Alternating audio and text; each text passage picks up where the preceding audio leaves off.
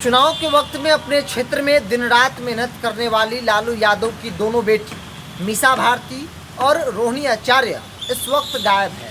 इस वक्त कहने का मतलब कि जब क्षेत्र की जनता पानी में डूब रही है, जब क्षेत्र के लोग सैकड़ों की संख्या में डूबते घर को छोड़कर पलायन कर चुके हैं, तब भी ना तो मीसा भारती दिख रही है और ना ही कहीं रोहिणी आचार्य।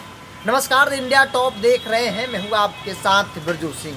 आप याद कीजिए लोकसभा चुनाव, और आप कहेंगे कि भाई हम लोकसभा चुनाव का जिक्र क्यों कर रहे हैं और लालू परिवार का जिक्र क्यों कर रहे हैं। क्योंकि इसलिए करना पड़ रहा है क्योंकि जब लोकसभा का चुनाव हो रहा था, मीसा भारती पाटलिपुत्र से चुनाव लड़ रही थी और रोहिणी आचार्य सारण से लड़ रही थी, तब दिन रात खूब मेहनत किया जा रहा था और ये कह रही थी कि हम न सिर्फ चुनाव में बल्कि चुनाव के बाद भी आपके सुख दुख में साथ खड़े दिखेंगे, हमें आप वोट कीजिए।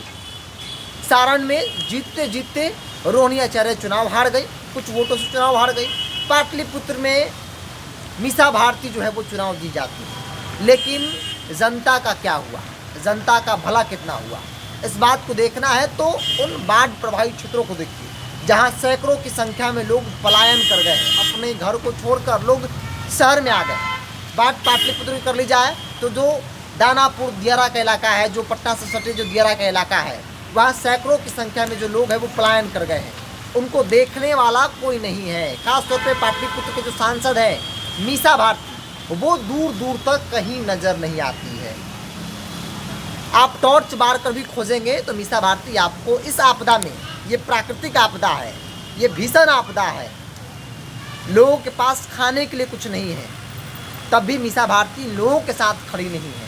खास तौर पे कम से कम अपने वोटरों के साथ भी वो नहीं खड़ी दिखी। कुछ सहायता कर देती, जाती, वहाँ पर जाने से, एक सांसद जाने से भाई बहुत कुछ बदल सकता है। जो सरकार की योजनाएं हैं, जो सरकार की तरफ से आर्थिक तौर पे मदद होती है, जो मदद की जा रही है, कम से कम वो मदद वो वहाँ तक पहुँचा देती, लेकिन ऐसा नहीं दिखा। और यही सेम स्थिति सारण में। अब आप कहेंगे सारण का जिक्र क्यों कर रहे हैं, सारण से सांसद राजीव प्रताप रूडी है। भाई राजीव प्रताप रूडी सांसद हैं और राजीव प्रताप रूडी भी लापता है, वो भी आपको कहीं नज़र नहीं आ रहे हैं। सारण का आधा से अधिक का इलाका बाढ़ के चपेट में है, कई जगह से पानी निकल गया, कई जगहों पर पानी है, लोग पलायन कर चुके हैं, लोगों की ज़िंदगी पूरी तरीके से तबाह हो चुकी है, घर बर्बाद हो गया है। ऐसे में लोगों को सहायता भी नहीं मिल पा रहा है। आपदा के वक्त जो सरकार देती है, भ्रष्टाचार बड़े लेवल पर इस कारण से नहीं मिल पा रहा है। रोहिणी आचार्य चुनाव के वक्त में काफ़ी सक्रिय थी और लगातार लोग कह रहे थे कि भाई हम सिंगापुर नहीं जाएंगे, हम यहीं रहेंगे, रौड़े पास रहम, रौड़े सेवा करम। लेकिन चुनाव हार के बाद रोहिणी आचार्य जो सिंगापुर गई, अब तक वो लौट कर नहीं आई हैं। और ये लोग चुनाव के वक्त में जाते हैं, क्षेत्र में माहौल बनाते हैं और कहते हैं कि हम आपका हितैषी हैं, लेकिन जब क्षेत्र की जनता डूब रही है तब कहाँ हैं लोग, भी आपको खोज रहे हैं, क्योंकि लोगों ने आपको वोट किया है। आप चुनाव जीतते जीतते हारी हैं।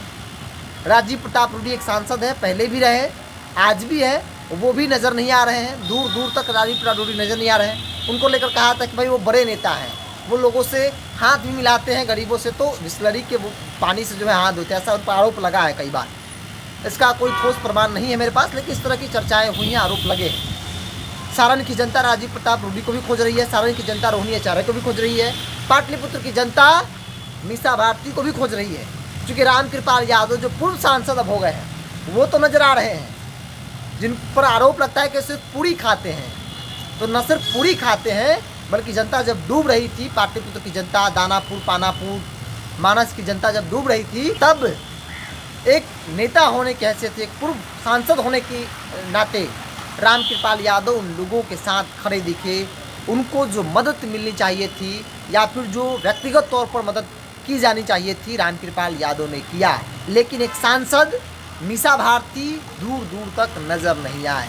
अब सवाल तो है उन लोगों के सामने भी है कि जिन लोगों ने वोट दिया, मीसा भारती को सांसद बनाया, जिन लोगों ने राजीव प्रताप रूडी को सांसद बनाया, जिन लोगों ने रोहिणी आचार्य को वोट देकर इतना वोट किया, जो चुनाव जीतते जीतते हार गई, आज ये नेता उनके साथ खड़े नहीं हैं। तो लोगों को सोचना चाहिए कि भाई आप किसे वोट कर रहे हैं। ऐसे वो व्यक्ति को जो आपदा के वक्त भी आपके साथ खड़ा नहीं हो, क्या ऐसे व्यक्ति को वोट करना चाहिए? या नहीं करना चाहिए? आप कमेंट बॉक्स में अपनी बातों को ज़रूर रखिएगा। सवाल बड़ा है और इन सवालों को छोड़ जाते हैं। मिलेंगे अगले वीडियो में, लेकिन आप अपना जवाब ज़रूर दीजिएगा, आपकी क्या राय है।